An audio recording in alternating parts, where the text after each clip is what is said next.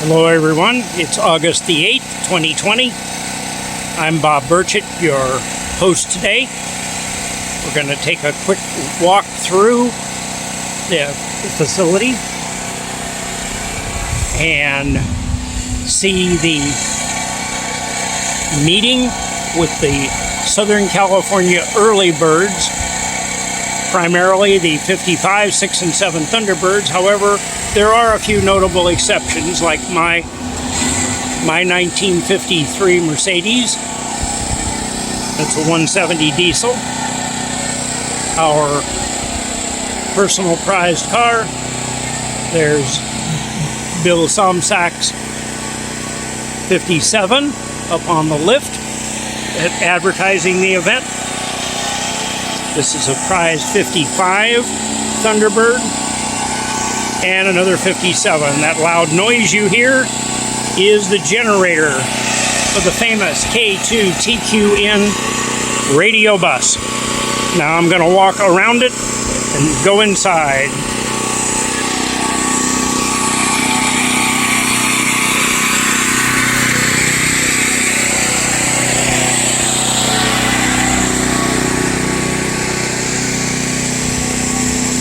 We're having the get-together with the early birds of Southern California.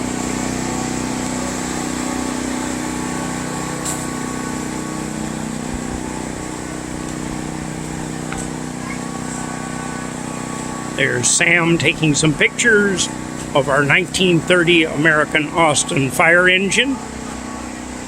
And we call this Go for Broke. 1963 truckster, three-wheeled cart. Beautiful 57. Now we're going to turn around and go back, and we're going to take a walk, step back into time. Here is the K6SLC 1973 Ungers.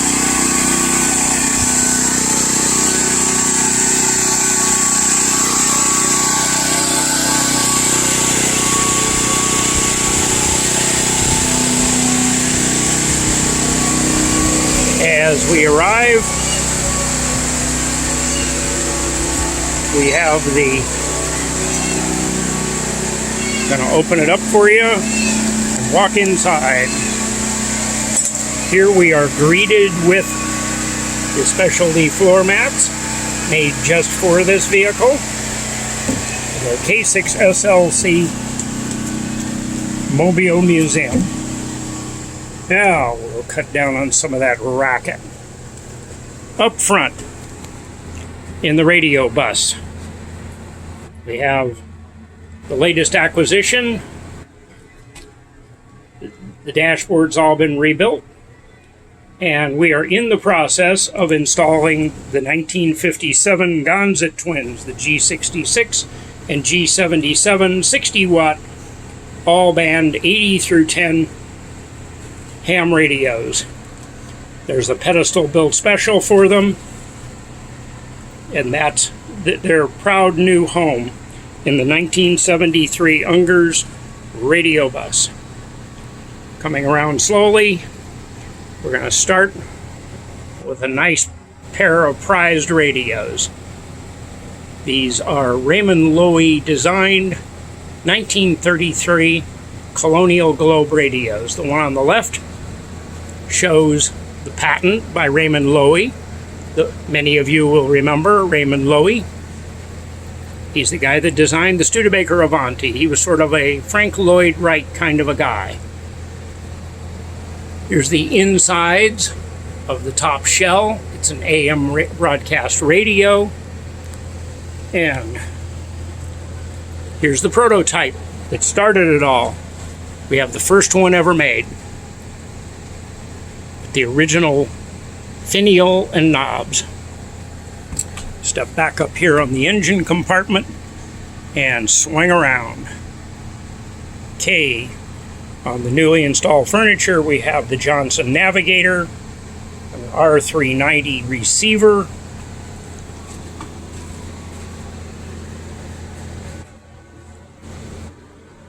John Dilks provided the navigator.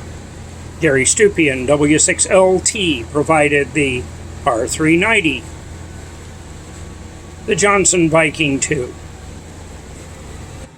Very rare Barker and Williamson 6100 receiver.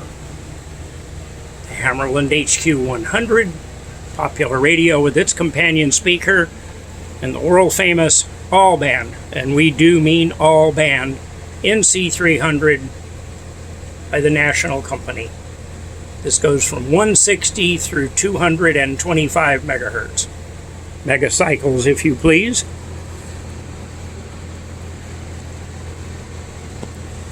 I will swing over to my left now. Look down the center with our new carpet all installed. This is amazing. For me, we have empty shelves. That means we can buy more toys, put more toys inside. Changing up a few things from when John had it. We have new furniture in here. And starting at the first is an early Hammerland CB radio. 1 tube transmitter, 1 crystal, band spread receiver. Basically a very poor class 1961 CB radio. Their first entry. A nice Heathkit AR3, circa 1957. Quite a wonderful prize, one of a kind. James Millen, who later became the National Company with the Doghouse power supply. This is the prototype for the SW5 Thrill box. Solid, brass, handmade.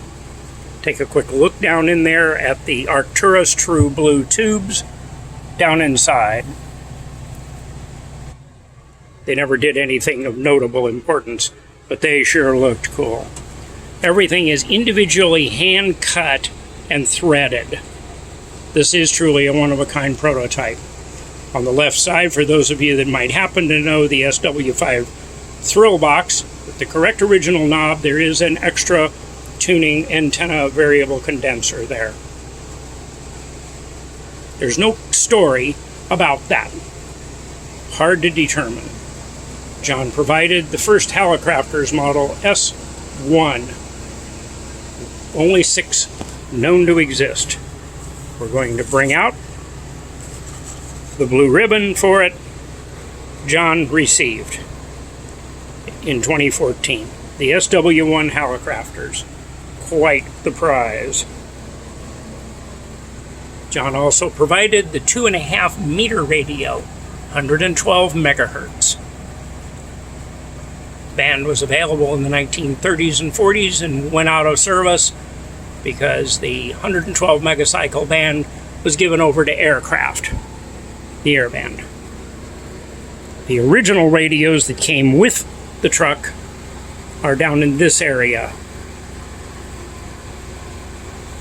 HRO National, 1934 original, first production, with the original coil set.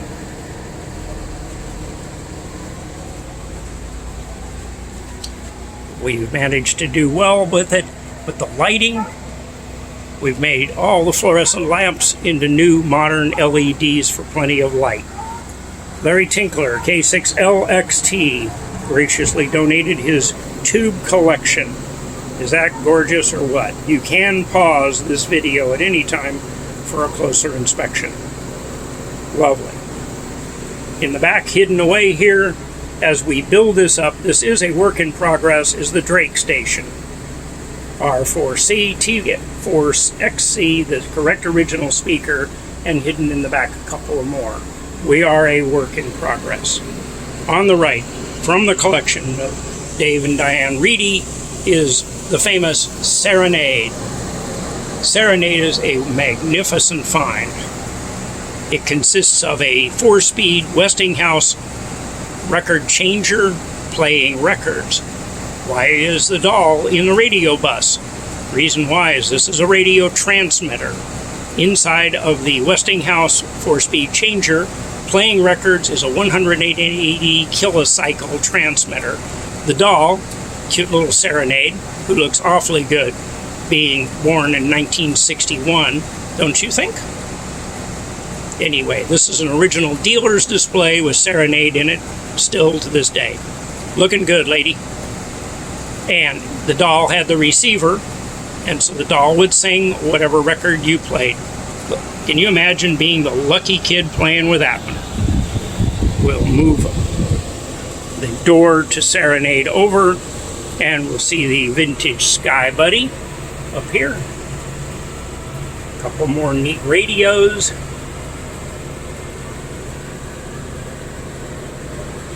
Moving right along. John also provided the Heath kit, AR1. We got this guy all back working again. This is how they came from the factory. After you built it, of course. The AR1 was a kit, as were all Heath kits. You built it, then you bought the cabinet. That was an optional accessory. Nice rare radio. This is a 5-meter radio. 56 megahertz. See if I can get the glare out of there.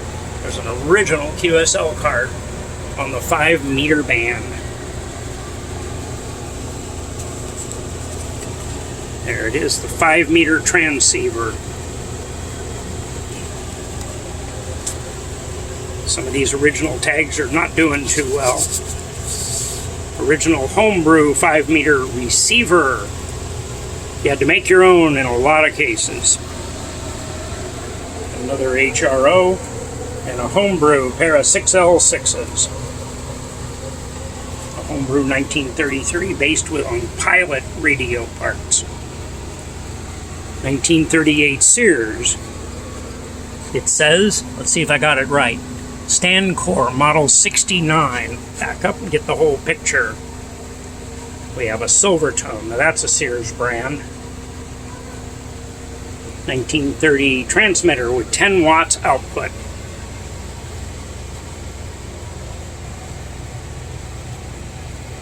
$50-watt amplifier for it. Looks to me like about a 211E. With a big tuning condenser. Look at this guy. Look at the teeth on that monster. Original Silvertone speaker. Across the top. Starting from the little guy over here. These early diode and triode vacuum tubes. And a Morse code key. But the good one is coming up. Those of you that are hams, you're going to spot something in a moment. Or just transmitting tubes, and they just keep getting bigger all the time. Except for this little ballast tube over here. Antenna resistor. Now, there's a unique item here. You ham radio guys will look close. Look at the size of those contacts in there. This is a spark key, because there was high voltage here on the contacts. And you wanted to stay away from that, plus it had to handle high current. How do you tell the difference? Look at the J38 over here. Look how small that contact is. Okay, it's got a very small contact there, and it has a big contact over here. Now you know the difference between a CW key and a spark key.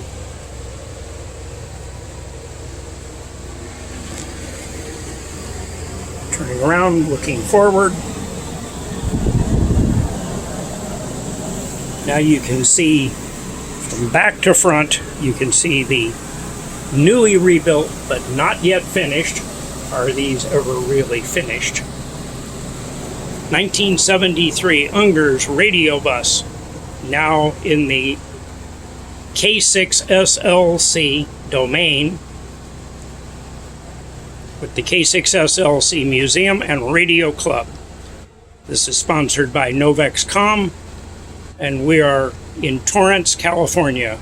You can reach us at 310-534-0999. 4456. If you'd like a private show, we'll come to your next event within 50 miles of Los Angeles for the time being. Not quite done yet.